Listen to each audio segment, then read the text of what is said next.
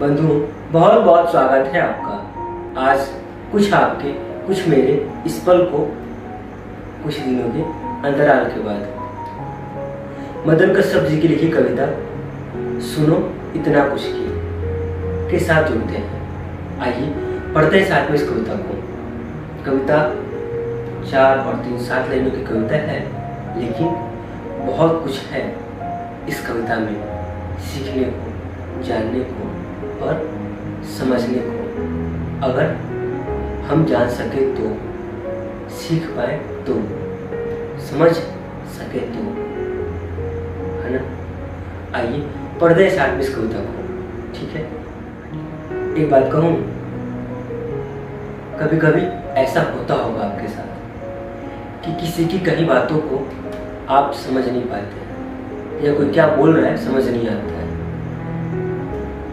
पर इसका मतलब ये तो नहीं कि उसे बोलना नहीं आता। शायद वो जो बोल रहा है जैसा आप समझ सके वैसा समझा नहीं पा रहा हो। ये तो हो सकता है ना। या ये भी हो सकता है कि वो जिस तरह की बातें कर रहा है वो आपकी सोच से परे का हो, और बहुत देर के बाद आपको उसकी बातें समझ में आ जाए कि अरे वो तो ये कह रहा था और मैं समझ नहीं पा रहा था। ऐसा होता है, बिल्कुल ही पक्के ही होता होगा अगर आप किसी से बातें करते हैं, किसी से राय लेते हैं तब। क्योंकि जो बोलता है कोई सब जायज बात ही बोलता है, चाहे जो भी हो, गलत कोई नहीं बोलता। बस आपके और हमारे समझने का तरीका अलग हो सकता है कि हम समझ ना पाए, है ना। पता है ऐसा मैं क्यों कह रहा हूँ? ये कविता कुछ ऐसी है, इसीलिए। अब क्या है ये तो पढ़ेंगे तभी तो पता चलेगा ना। आइए पढ़ते हैं इस कविता को। सुनो इतना कुछ की।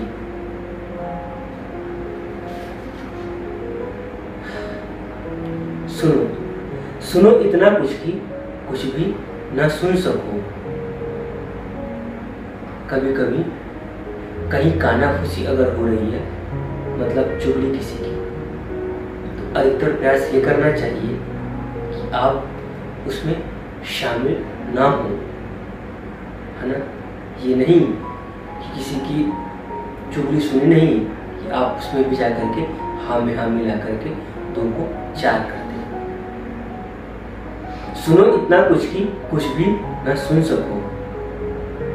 जानो इतना कुछ की, कुछ भी न जान सको। समझो इतना कुछ की, कुछ भी न समझ सको। सुनो इतना कुछ की, कुछ भी न सुन सको। जानो इतना कुछ की, कुछ भी न जान सको। समझो इतना कुछ की, कुछ भी न समझ सको।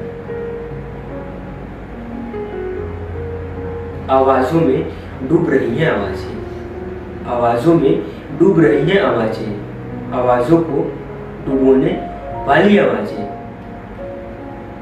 किन्हीं और आवाजों में डूब रही हैं। आवाजों में डूब रही हैं आवाजें, आवाजों को डुबोने वाली आवाजें किन्हीं और आवाजों में डूब रही हैं। धूर्त और क्रूर सौदागरों से सजा है ये बाजार। धूर्त और क्रूर सौदागरों से सजा है बाजार। कुछ समझ आया आपको? नहीं आया? आ गया तो बहुत अच्छे, और नहीं आया तो एक बार इस कार्यक्रम को फिर से देखिएगा ध्यान से कि मैंने शुरू में क्या कहा था। कि ऐसा जरूरी नहीं कि आपको हर बातें समझ आ जाए।